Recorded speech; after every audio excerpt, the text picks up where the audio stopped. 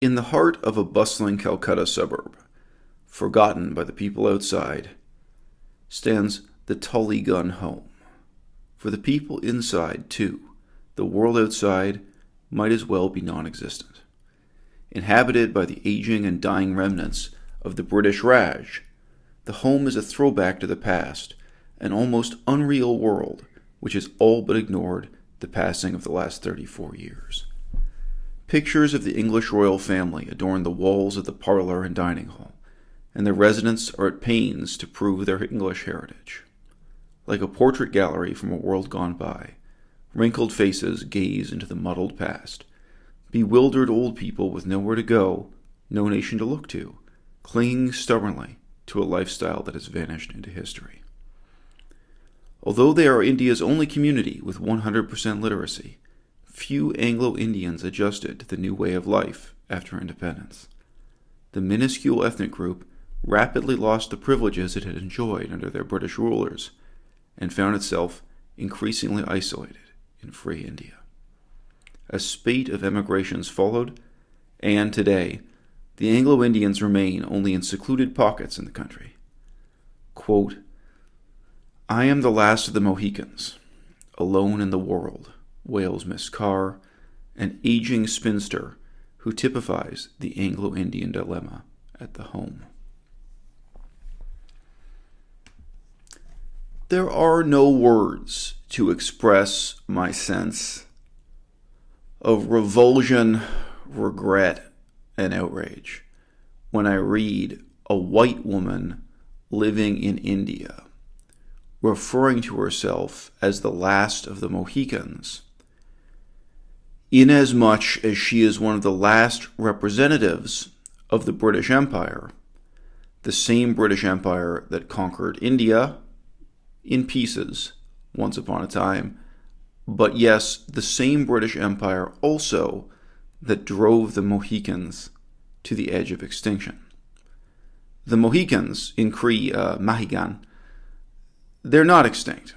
In fact, in the year 2010, they finally got 330 acres of their homeland given back to them. They had originally asked for a much larger plot of land that they were in fact entitled to. They settled for 330 acres. They had the great misfortune of having as their native land very valuable territory that includes the Hudson River, the river that flows into New York City. It's been much harder for them to hold on to any scrap of land, and obviously, as everyone knows from the famous phrase, the last of the Mohicans, it's been rather hard for them to survive history. The interesting questions about First Nations, Native Americans, are not, in my opinion, those left behind in the past. They're the questions about the future. When I studied Cree and Ojibwe as languages at First Nations University, I was always insisting on this, that I was studying these languages not to study Native spirituality, Native anthropology, nor Native history, at least not in some distant sense. I was interested in the present and future of these people, of these languages. I would ask questions such as, how many years will it be into the future before we translate the Constitution of Canada into Cree and Ojibwe? When will we see the first science textbook, the first history textbook in Cree and Ojibwe? When are we going to see a newspaper in these languages? And yes, I also asked at the university itself, why is it that the no smoking signs are in English? Given that this is supposed to be a university by and for First Nations people, shouldn't there be a little bit of pride taken in having words like no smoking or please wash your hands before you leave the washroom written in Cree, Ojibwe? They could also use Dene or other languages if they wanted to. And the example I tend to use most often on this channel, because I really felt it as someone who also has studied Chinese, it really sickened me that I would go up to a bank machine, take money out of an ATM, a bank machine, and there'd be such a long list of languages to choose from, including foreign languages like Chinese, sometimes Vietnamese, but there would not be a single indigenous language for the native people of Canada. When would that change? Sure, road signs, all of these questions, some of them symbolic, some of them practical. But ultimately, these are all questions about the future of these Native people. And these are questions that nobody is really asking inside the Parliament of the Government of Canada, inside the parliaments, plural, of the provinces of Canada. And that's for one very simple reason. When white people in India became a powerless minority, they asked for a guarantee that seats in Parliament would be reserved for them, so they would have a voice inside the democratic government. It's a tremendously bitter irony that in a world where the same word, Indian, was used for the native people of India, and Indian was used to mean the native people of Canada, in this empire, it was the white British minority, the Anglo-Indians, who had seats in Parliament reserved for them, dedicated to them, for their protection, for their benefit, in the Parliament of India.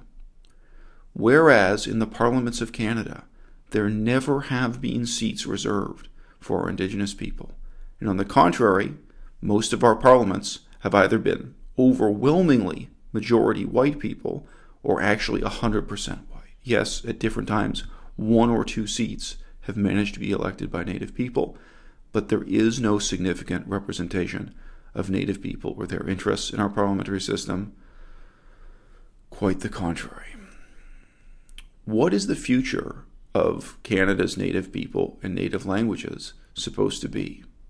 At the past and the present, they've been defined by their position of voicelessness inside a system of so-called democracy that existed for the express purpose of silencing them, forcibly assimilating them, ignoring them and marginalizing their existence to such an extent that, as you know if you live in Canada, the United States, most of their problems would take more than 100 years to even be heard or addressed in government. It's routine. You can Google it right now. Conflicts over land ownership that started over 100 years ago, took 20 years to get to court, another 20 years for a ruling, so on and so forth.